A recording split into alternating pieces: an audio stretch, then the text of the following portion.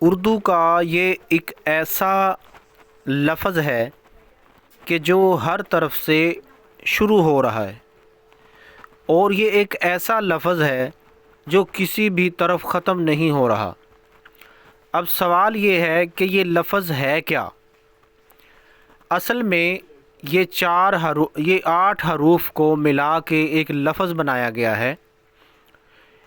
Urdu writing اور خطاطی سیکھنے میں یہ حروف جو ہیں عین، میم، یہ، کاف، جیم، فے، یہ ذرا لکھنے میں مشکل ہوتے ہیں، تو ان تمام حروف کو ایک جگہ پہ اکٹھا کر دیا گیا ہے تاکہ ان کو بار بار لکھنے سے ان کی پریکٹس ہو سکے اور ان کو آسانی سے لکھا جا سکے۔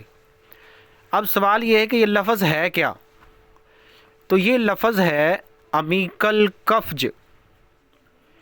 امیکل کفج ہم اس کو پڑھیں گے، اس کے علاوہ اس کو اور کچھ بھی نہیں پڑھا جا سکتا، اور یہ رائٹنگ خطاطی سیکھنے میں اس کی بار بار پریکٹس کی جاتی ہے، یہ حروف لکھ کے، اور یہ رائٹنگ سیکھنے میں کارآمد ثابت ہوتا ہے۔